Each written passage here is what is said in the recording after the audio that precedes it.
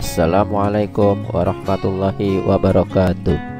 Alhamdulillah, bertemu lagi siswa-siswi kelas 4 dalam pelajaran tema 6 subtema 2 pembelajaran 2. Sebelum kita mulai pembelajaran hari ini, marilah kita berdoa dan baca basmalah. Bismillahirrahmanirrahim. Kali ini kita akan membahas tentang tari kreasi daerah serta pemanfaatan sumber daya alam hayati. Tari kreasi daerah yang merupakan profesi pekerja seni. Beberapa gambar di samping adalah pekerja seni. Pekerja seni adalah orang yang memiliki bakat dan kemampuan tertentu yang bekerja di berbagai bidang kesenian. Contohnya pelukis, penari, pesulap, dan sutradara. Para pekerja seni bekerja untuk membuat orang lain merasa senang dan makin menghargai keindahan yang ada di sekitarnya. Nah, silakan teman-teman dibuka bukunya halaman 80 sampai 81. Di sini ada kisah seorang penari muda yang bernama Bathara Saferigadi Dewandoro. Dia adalah seorang koreografer seni tari tradisional kelas dunia termuda. Nah, tugas teman-teman semua untuk membaca halaman 80 sampai 81 tentang Bathara Saferigadi Dewandoro. Contoh tari daerah di Indonesia. Ini tari pendet dari Bali, dan ini tari saman dari Aceh. Ini tari piring dari Sumatera Barat, dan tari remo dari Jawa Timur.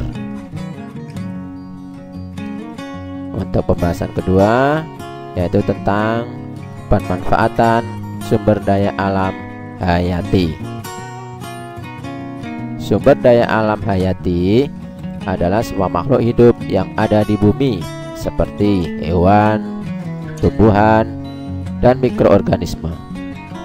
Sumber daya alam yang berasal dari tumbuhan disebut sumber daya alam nabati, sedangkan sumber daya alam dari hewan disebut sumber daya alam hewani. Fungsi sumber daya alam nabati diantaranya: yang pertama, sebagai bahan pangan, contohnya padi, jagung, dan lain-lain yang menghasilkan karbohidrat. Yang kedua, sebagai bahan sandang, contohnya kapas, sebagai bahan dasar kain katun. Yang ketiga, sebagai bahan mebel, contohnya kayu jati, rotan, dan lain-lain. Yang keempat, sebagai bahan obat-obatan, contohnya jahe, kencur, dan lain-lain. Fungsi sumber daya alam hewani. Sumber daya alam hewani digunakan sebagai sumber pangan, misalnya ikan.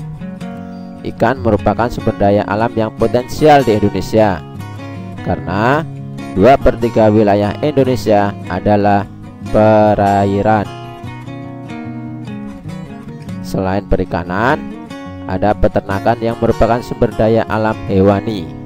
Contohnya peternakan potong dan kerja yang dimanfaatkan tenaganya dan dagingnya, contohnya sapi, kerbau, dan lain-lain. Yang kedua, peternakan perah yang diambil manfaatnya yaitu susu, contohnya sapi dan kambing. Yang ketiga, peternakan unggas yang diambil telur dan dagingnya, Contohnya ayam, bebek, dan lain-lain. Yang keempat, aneka satwa yang dibudidayakan, misalnya lebah menghasilkan madu, ulat sutra yang menghasilkan bahan dasar kain sutra, dan banyak contoh yang lainnya lagi. Terima kasih atas perhatiannya. Wassalamualaikum warahmatullahi wabarakatuh.